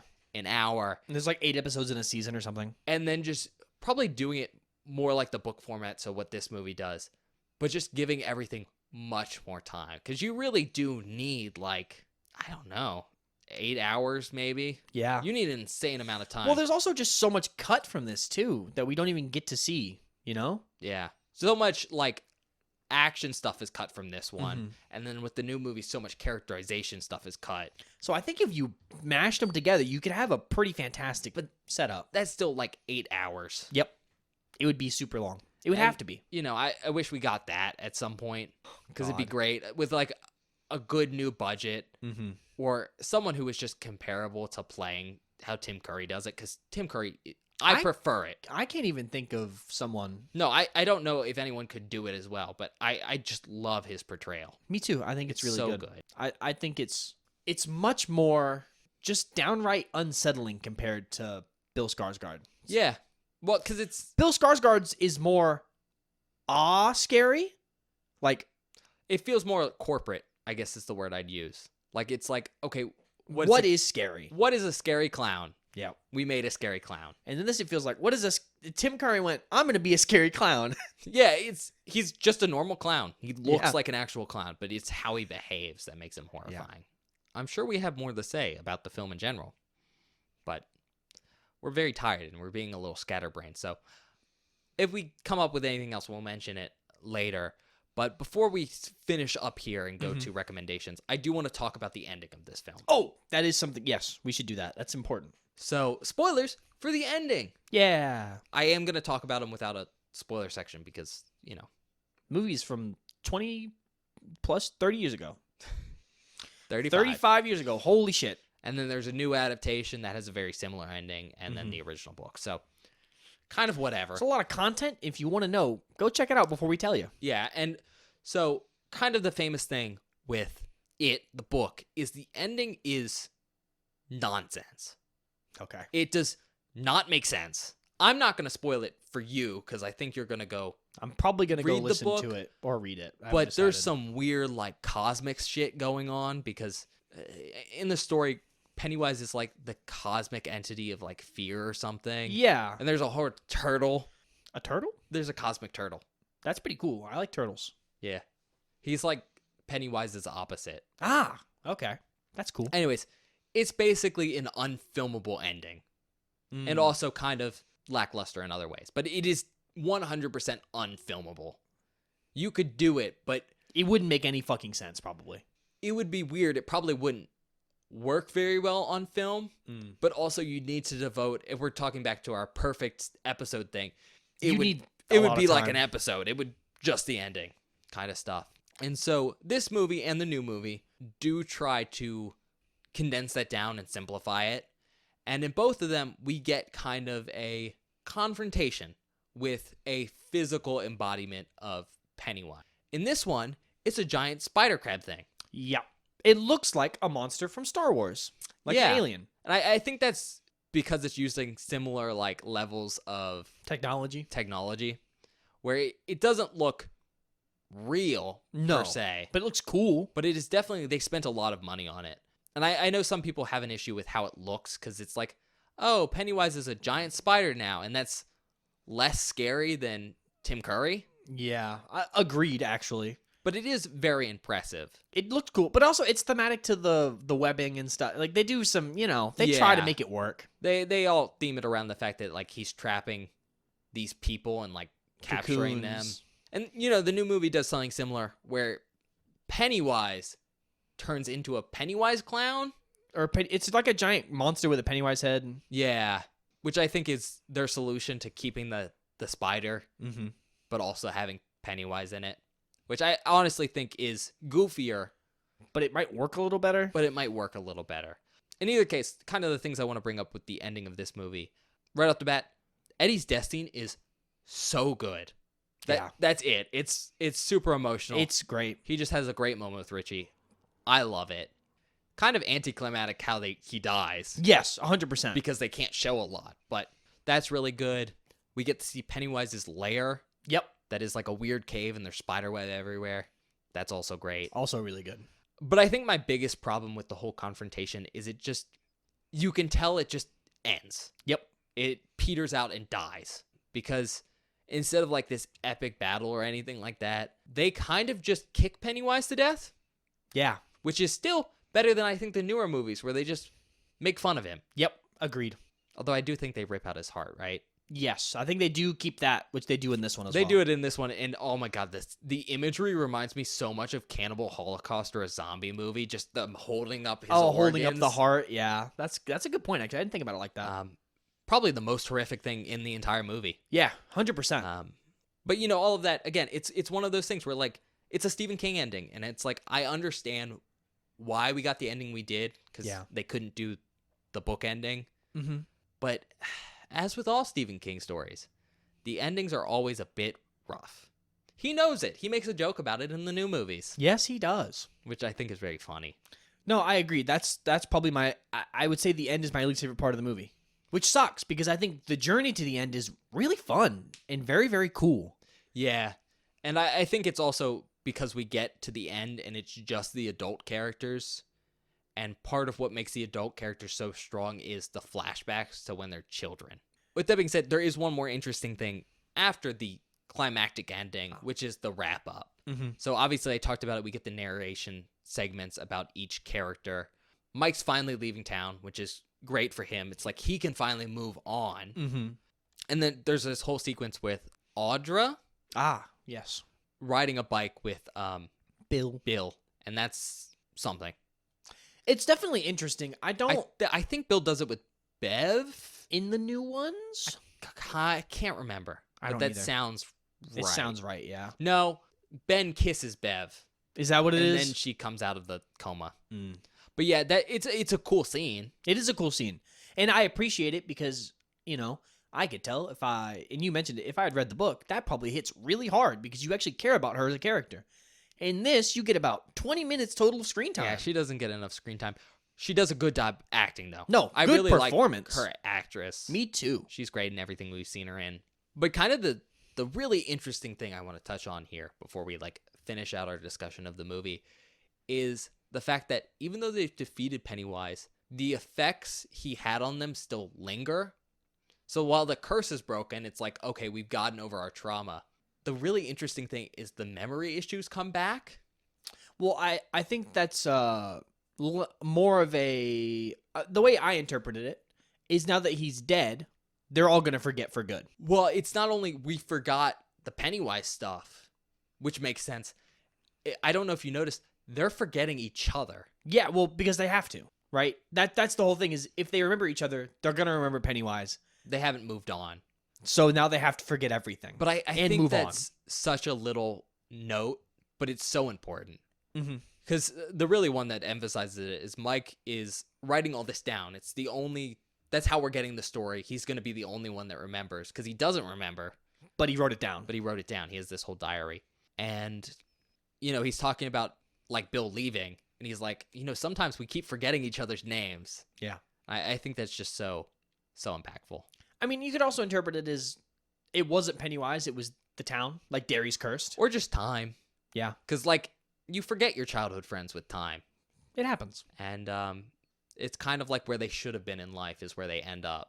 Mm-hmm. So it's almost poetic It is. It's really good. because it's like, okay, this 30-year curse, we didn't go back. We're just in a different world now.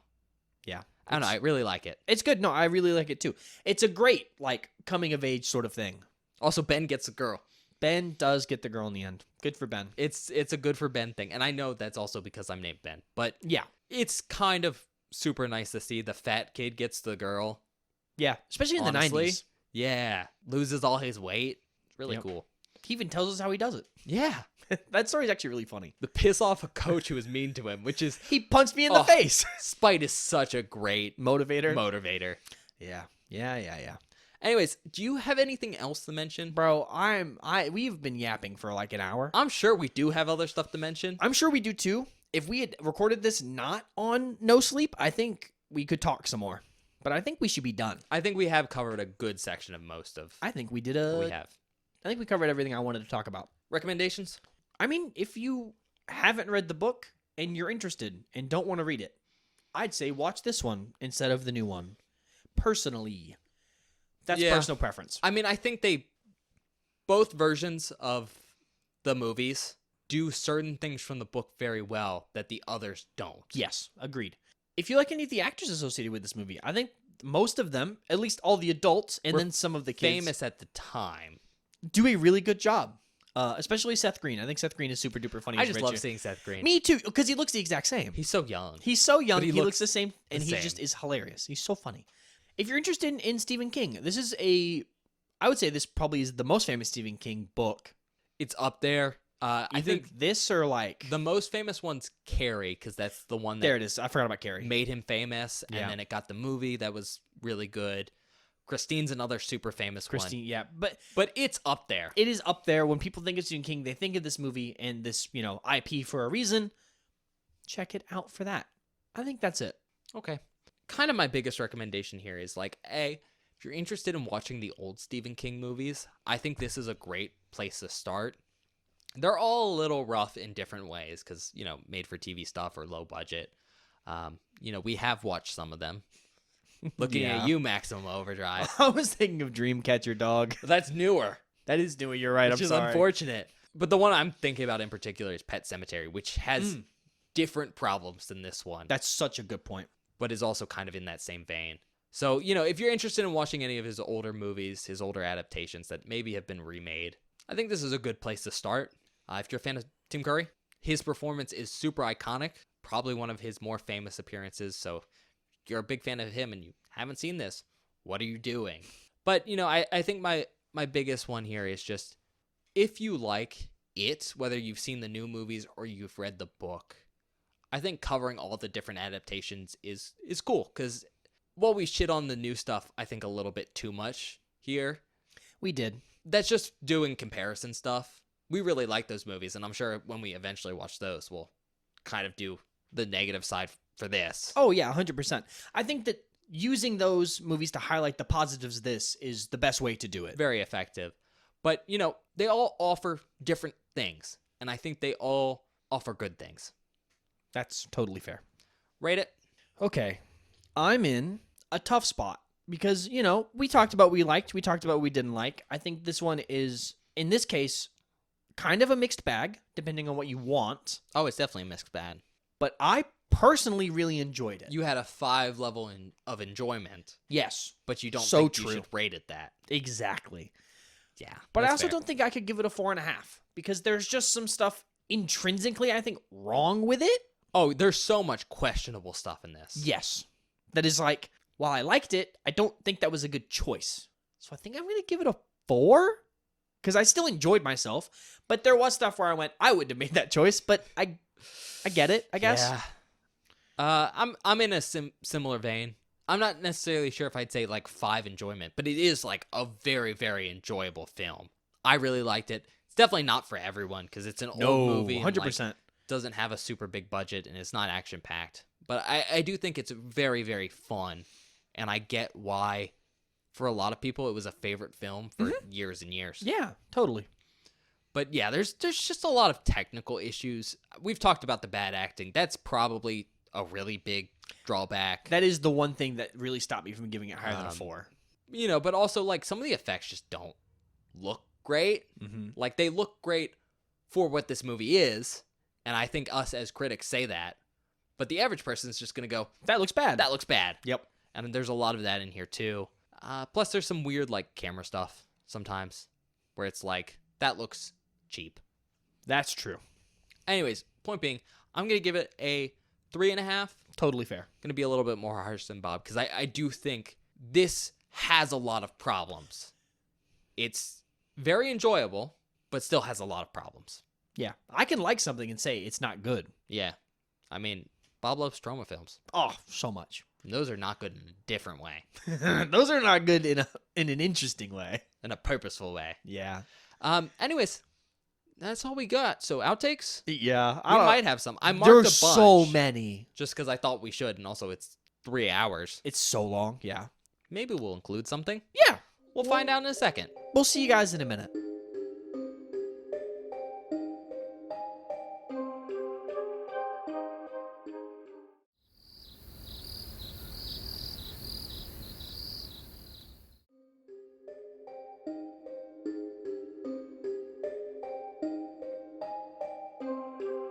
Hi, everybody. Welcome back.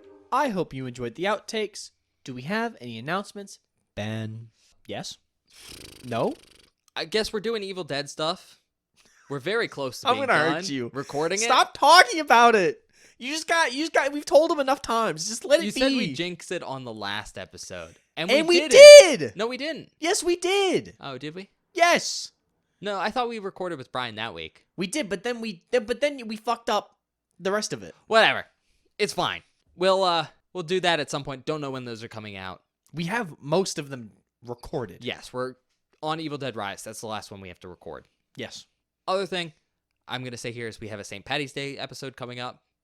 We Yes, haven't we do. recorded it yet. We were supposed to do that today, but we did not know that this movie was going to be 3 hours long. Yes. This is We've been recording for 8 hours? 8 hours now. Insanely long record session because we're usually doing 4-hour recording sessions. This is as long as 2 movies. So we're not doing that this week. We're going to do it next week, which is A couple days 3 before. days Yep. before St. Patty's Day. So hopefully that will come out on time, but We'll see. we are going to do it. So I should mention that. I also want to mention, sorry that we missed another week. That was my bad. We talked about that at the start, didn't we? I don't think so. Did we not talk about that? No. Hmm. So Well, Bob didn't start editing till like the night of, yep. like 2 hours beforehand. But then he goes to pull up the files, and I had forgotten to upload them. And you were already at work. So it was just like, fuck, it's going to not Happen right now. happen. So sorry. We've had a lot of trouble getting back into the swing of things, but I think we're at a point where we'll be consistent again consistent again. So I'm sorry we had like a month or two. of just weird shit. Yeah, because we had that whole month off, and then getting back into it, we've had like, Snow, weather, yeah, car one-off trouble. episodes. But I think from now on, we'll hopefully be back to on regular. scheduled programming. So that's something to look forward to. In either case, I guess I'll do my usual spiel here. Check us out wherever you get your podcasts. If you're doing that on a podcast-specific platform like Spotify or Apple Podcasts, please give us a quick rating or review. That really helps us out with getting traction on those sites. However, if you do want to help us out a lot, you can recommend us to a friend, Mhm. We appreciate all you losers who like to listen to our podcast. Yes, we 'Cause do. it's just this dinky little thing we do. Yeah. And it's, super cool if you're spreading it around. We appreciate the support. We do. Not actually calling you guys losers. This movie has the Losers Club. Yeah. Otherwise, you can check us out on YouTube, which isn't the best for audio-only content, but does have a couple cool tools you might be interested in. First of all, it has a bell button, which lets you get notified whenever we post something new, in case you want to just keep track of that. Spotify has one of those as well, but we post some random stuff outside of our usual scheduled format, or if we miss a week, Yeah. the bell button's really helpful to be like, oh, okay, is an episode out? We also have a search function on our channel page, which lets you search key terms in all our different videos. So in case you're looking to see we've covered a specific movie title, it's probably the best way to do it, because we do put the movie title in every episode name. Mhm. Otherwise, you're going to have trouble. We're almost up to 200, I think. We're approaching 200, yeah. We've been approaching 200 for a long time. Well, the minor setbacks have really set us back on approaching 200. We'll get there eventually. But, one of the biggest things about YouTube is it's just really great for showing us some support. We love that. It's one of the things that really makes this cool because, we don't expect anyone to listen. No. But seeing all your likes and subscriptions, super great. But one of the main reasons we run YouTube is because it's one of the major places to communicate with us at. You can do that in the comment section of a specific video if there's something you want to talk to us about in a specific episode. Or you can go over to Twitter, @BewareTheBoard, and go yap at Bob. Maybe tell him he's dead, carve your name into his flesh. Ah. No, don't carve anything into my flesh. Leave my flesh uncarved, bro. I'm not a motherfucking pumpkin. Beep, beep, Bob.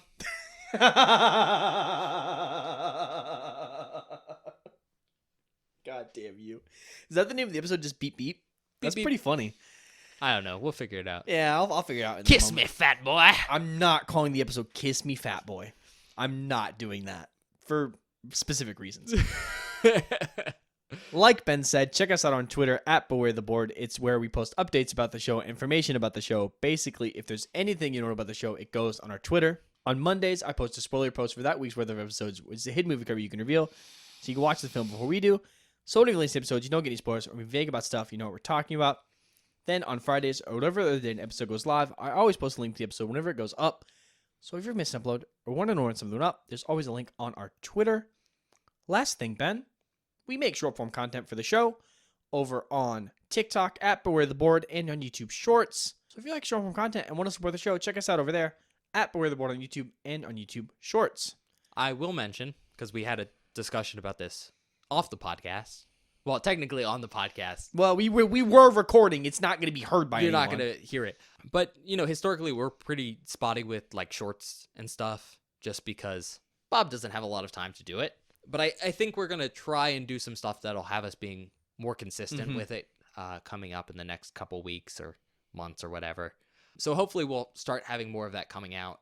Because for a while we had them, I think, weekly for the most part. I was trying to do them weekly, and I'd hit for like a month straight. I had one a week. And so hopefully we'll get back to that. I also want to mention, we talked about this a lot. We want to diversify what social media platforms we're on because Twitter's dying. Yeah. And TikTok is... It's already been banned once. It's in a weird spot. So I think we're going to try and be more active in the YouTube community page. Mm-hmm. I think I might end up running that. And then I don't know if we'll pick up anything else. We've talked about Blue Sky before. Yep. Bob would probably run that. It'd just be the same stuff he does on Twitter. Yeah, essentially. So, that might pop up in the next week or so. We'll notify you when that happens. Yeah, and of course, if you ever want to find anything to do with our show, there is a link tree in our YouTube page that has a link to everything we have a profile for. Oh, Bob's starting an Instagram. But that is true. I will probably do that. That's just going to be all our...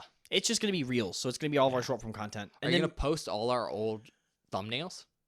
I could do that. I could go through and post like a thing for every episode. I think that'd be 200 of them. I think it'd be cool, though. Okay. I spent a lot of time on those thumbnails. You did, yeah. No, I'm not saying you didn't. I'm just saying Take a while. it would take me a long time to get all 200 of them. Well, up. not in one sitting, but like... Oh, I know. You have time. You start from the beginning and you just go up. True. It'll look nice chronologically. It would look nice chronologically. And the- we finally have a thumbnail for every episode. Do the thumbnail. I have to get them all, though. I don't know where they all are. That's fair. I still have... Oh, they're all in your email because I They emailed all them to you. are in my email. You're right. But do the thumbnail and then the picture of the movie, like, poster, and then maybe a cool piece of art. That'll come out sometime. At some point. But Instagram's going to be big for... I think Bob's just uploading reels there as well. Yeah, it's going to be for shorts and also just announcement stuff. It's like... Because here's something I've thought about for a long time, and I'm just spitballing on the show now in the outro. And we're already fucking Whatever. 2 hours into recording. Let's hope this episode's longer than Then Night of the Demons. Fuck yeah. Agreed. Much better movie. Oh my god, yeah. Well, much better, but we're so much better at doing content now. Oh, 100%. That one's so long because we We don't know what we're doing. But the other thing I was going to make a point about is, every season we have a board. I think if I could, I'm no artist, okay? But I do have a little bit of graphic design skill. I might just make a board for every season. And every week when we make a new episode, I'll just add the movie we watch to the board. And then we'll keep going. And It's then more work for me. I could probably do that I was going to say I'd do it, but you can do it. because I already get the logos for a lot of the movies. So true. And we could just put those in the spots. Yeah. So that was going to be something else I wanted to mention maybe. Just for more, tracking what's in what spot, everything else. Yeah. I think that's interesting. I don't know. We're going to try and do more engagement stuff. I know Bob's going to try and post more on Twitter. Yes, I am. Bob sends me a bunch of random. And instead of horror sending it to stuff. Ben, I'm just going to start retweeting it and quote tweeting it and actually trying to drive engagement on our Twitter. So that's hopefully coming up. Hopefully. In either case, I'm very tired, so we're going to end it now. I think we're done, Ben. We'll see you guys next week. Yeah, we'll see you guys next time.